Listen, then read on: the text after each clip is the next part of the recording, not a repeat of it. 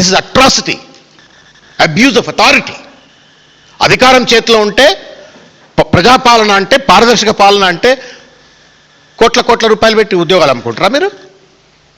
ఇలా ప్రెస్ మీట్లు పెట్టించినట్టున్నారు. 563 ఉద్యోగాలు, 563 ఉద్యోగాలు అమ్ముకున్నారని మేము అంటలేము. ఎన్ని అమ్ముకున్నారో ఎవరికి తెలియదు. ఆల్ వీఆర్ సేయింగ్ ఇది విచారణ జరపండి అంటున్నాం. విచారణ జరపండి. అభియోగం వచ్చింది కదా, కోర్టు ఇంత పెద్ద మాట చెప్పింది కదా, విచారణ జరపాలనా లేదా? రేవంత్ రెడ్డి ఏమన్నా మీ ప్లాట్ల కొనుక్కున్నట్టు ఇదేమన్నా? ప్రజలకు సంబంధించిన ఉద్యోగాలు, వాళ్ళంతా ఆర్డీఓలు, డిఎస్పీలు, కమర్షియల్ ట్యాక్స్ ఆఫీసర్లు, పెద్ద పెద్ద ఉద్యోగాల్లో కూర్చునే వాళ్ళు. ఆ పోస్టులకు వెళ్ళి నిజంగానే అమ్ముడుపోయినట్టయితే సిగ్గు. The shame on democracy, same on the administration. కాబట్టి విచారణ జరపాలని చెప్పినాం. అసెంబ్లీ ప్రత్యేక సమావేశం పిలవాలా అని చెప్పినాం. హైకోర్టు తీర్పును యథాతథంగా అమలు చేయండి, పేద పిల్లలను మళ్ళా కోట్ల చుట్టూ తిప్పొద్దు అని చెప్పినాం.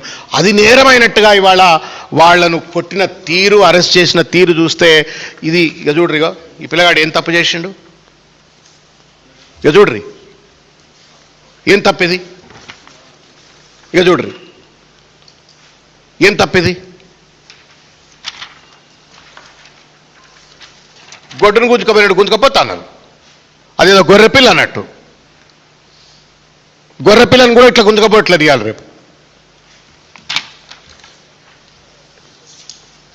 గొంతు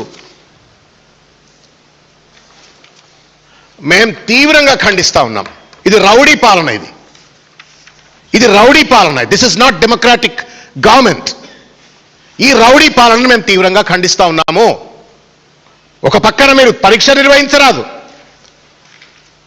పోస్టులు అమ్ముకున్నారు అని చెప్పని వాళ్ళ పెద్ద ఎత్తున అభియోగాలు బహిర్గతం అవుతున్న తరుణంలో సిగ్గుంటే జ్యుడిషియల్ కమిషన్ ఆఫ్ ఎంక్వైరీ జరగాల.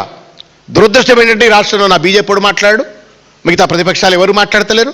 మాట్లాడిన విద్యార్థుల పైన ఈ రకంగా కేసులేసి వాళ్ళ ఇష్టం వచ్చినట్టుగా వ్యవహరిస్తున్న పరిస్థితి చూస్తూ ఉన్నాం.